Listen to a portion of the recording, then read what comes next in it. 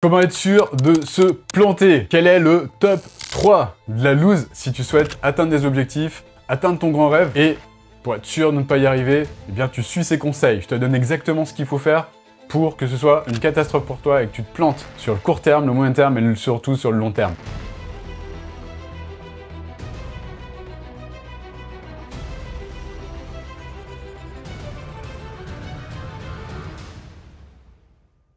Première chose, ça c'est quelque chose, ça c'est le top 1, ça c'était moi il y a quelques temps, je le faisais donc si tu le fais ne culpabilise pas, ça sert à rien. Je le faisais, beaucoup de personnes le font, c'est se dire que je vais y arriver tout seul. Il y a tellement de gens qui font comme moi je faisais. Je me rappelle, il y a quelques années, je voulais mettre en place un business et à chaque fois je me disais je vais y arriver tout seul parce que je suis plus malin que les autres et ce que je faisais c'est que je cherchais des solutions les moins chères en fait, à droite, à gauche, et je me disais, je vais essayer quoi, je vais essayer de mettre en place ces solutions. Et puis le problème c'est que je prenais des trucs gratuits, puis petit à petit, j'investissais de plus en plus en fait dans une solution, parce que je me disais, ouais, le truc gratuit c'est cool, et j'achetais des produits de plus en plus chers en fait. Je commençais à 27 €, après je passais à la version à 300 balles, après je montais à la version à 500, et après je prenais la version à 1000. Est-ce que c'est ça qui m'a permis d'y arriver seul? Eh bien, non, pas du tout. Tu vois, si je réagissais comme ça, c'est parce que simplement, j'avais mon ego. L'ego, c'est pas un ennemi, hein, il est là aussi pour te protéger, mais j'avais mon ego qui me disait, non, il faut que tu y arrives seul, il faut que tu montes au sommet de la montagne seul, et tu commences seul, tu y arriveras seul, et tu vas te sentir fier parce que tu l'auras fait par toi-même, tout seul, comme un grand. Tu vois, quand je pense à ça, je me dis, purée, mais qu'est-ce que j'ai perdu du temps. Je regrette pas parce que ça fait partie du processus, c'est sûr. Par contre, si tu veux vraiment y arriver à coup sûr, et puis si tu veux vraiment gagner du temps, bah entoure-toi des meilleurs tout simplement, et puis fais-toi accompagner. Passons maintenant à l'erreur numéro 2, le top 2 des erreurs pour être sûr de se planter. Ça, c'est une erreur que j'entends souvent et qui me fait beaucoup rire. C'est j'ai juste besoin d'un site internet pour avoir des clients. Donc je suis en train de créer mon site internet, je vais le référencer, je suis en train de trouver une solution, je suis en train de trouver un expert, tu vois, pour m'aider à le référencer. Quand j'entends ça, mais je suis intérieurement mort de rire. Parce que je pense, c'est pareil, j'ai fait cette erreur, tu vois. 3 ans après avoir mis en place mon blog, j'ai eu une cliente. Ouais, ça a marché, je peux pas te dire que ça marche pas. Par contre, ça met du temps.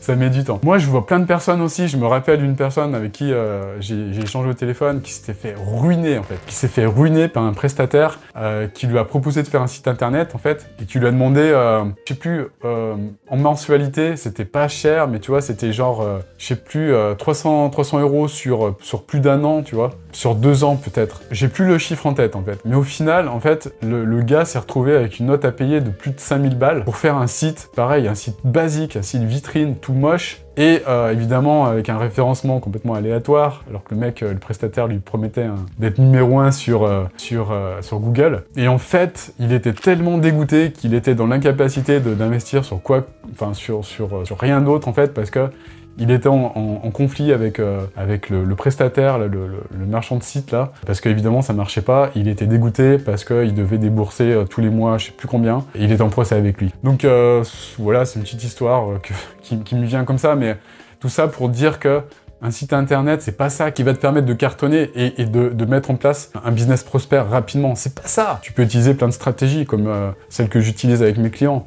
Notamment la masterclass automatisée. C'est la manière la plus rapide maintenant de cartonner quoi, au niveau d'un business. Allez, on passe à l'erreur numéro 3. Erreur numéro 3, le top 3 de la loose. Le top 3 de la loose, ça aussi je l'ai fait, j'étais un gros loser quand j'étais dedans en fait. C'est de me dire à chaque fois qu'on me proposait de passer la vitesse supérieure, de trouver une fucking excuse et de dire « Oh, c'est pas le bon timing pour moi, c'est pas le bon timing, là, c'est pas le bon moment. » Puis plus une excuse supplémentaire. Alors ça franchement, j'étais champion du monde. Donc je peux pas critiquer les gens qui l'ont, cette excuse, parce que moi-même, je l'avais, quoi. Et c'est ça, en fait, qui m'a empêché d'avoir du succès rapidement, tu vois. C'est maintenant, j'ai plus de 40 ans, et pendant des années, tu vois, j'avais cette croyance de daube, en fait. C'est ça qui m'a empêché d'avoir du succès avant mes 40 ans, tu vois.